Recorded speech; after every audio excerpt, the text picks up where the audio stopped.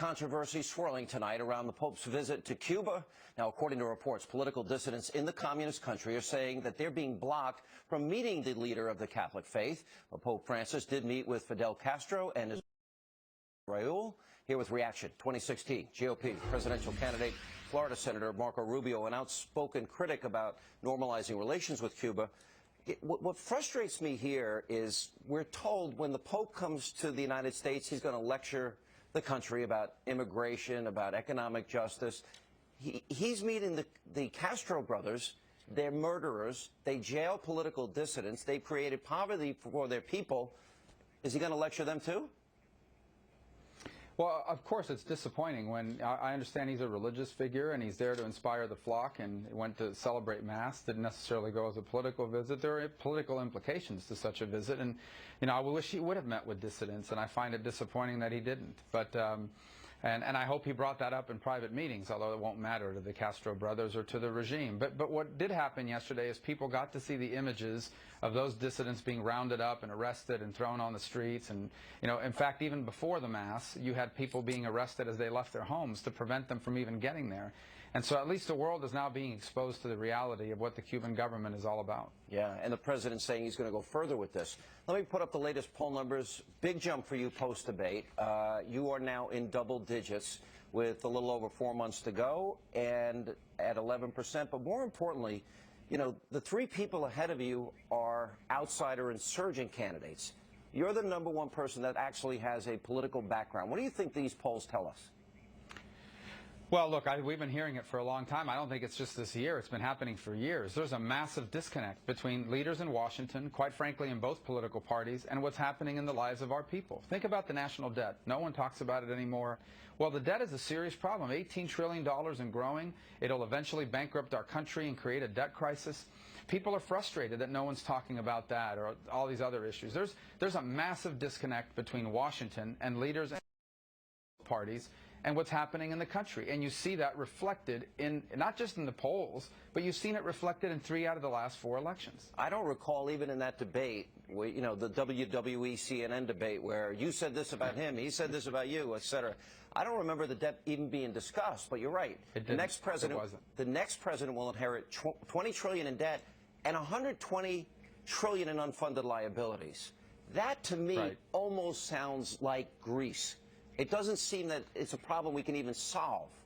Thoughts? If we weren't America, we would have had a Greece crisis already. The fact that we're America, we remain the greatest country in the world, has given us some flexibility and a little bit of wiggle room and bought us some time, but eventually we'll have to pay the piper as well. Eventually the world will say we're not buying any more of this debt from America because they have no plan to pay it back. That is going to happen. It is the most predictable crisis in American history, and we have political leaders in both parties that aren't doing a thing about it. And again, it reflects in the polls and the frustration people have. Quite frankly, Sean, if you recall, that's why I ran in 2010 against the establishment of my own party, because I felt that were people that were not willing to fight for what mattered. Senator, I want to ask you about the president's plan, the Secretary of State's plan. They're now talking about bringing in as many as 200,000 Syrian, Iraqi refugees. James Clapper, National Intelligence Agency, has said that ISIS and al-Qaeda will infiltrate the refugee population. Is it worth the risk? No, if our intelligence officials are saying that they'll infiltrate the refugee community, is it worth bringing anybody in here? Or is it too great a risk? And that's why that's why this refugee crisis is different from the ones we've seen in the past. We've never had one like this, where you have people coming from a part of the world where we know that terrorist elements are using the crisis to infiltrate people into other countries. We know this already from the Jordanian camps where you have people that have come across. And so we want to continue to be a country, and we should be open to taking in some refugees, but we also have to continue to be strict about the background checks. And here's the truth. It isn't easy to background check someone who's coming from Syria or from the Middle East. You can't just pick up the phone and call over there. I mean, because I would imagine... It may not even be possible in many cases. It may not even be possible. Like I said, it's not that we don't want to do it, it's that we may not be able to do it. Yeah, because I would imagine that any ISIS or al-Qaeda affiliate or trainee is going to be trained in the answer. Oh, I'm a refugee. I'm seeking, peace and happiness for my family. I don't think they're going to admit that they're terrorists. Look, then that goes into the expanded issue. As you now continue your rise in the polls, and this was a really significant jump for you post-debate, the only issue that conservatives ever bring up about you is the issue of immigration. I want to ask you very specifically one thing. I know that you said it was a mistake to go over comprehensive reform, and I know you said we need to secure the border first because the country doesn't trust politicians. My question is, are you prepared to say that those that didn't respect our laws and sovereignty should not have the opportunity to become citizens unless they go back and come in the right way? Well, what I've always said about that is we can't even get to that stage till we've done the other two things, like secure our border and modernize our legal immigration system.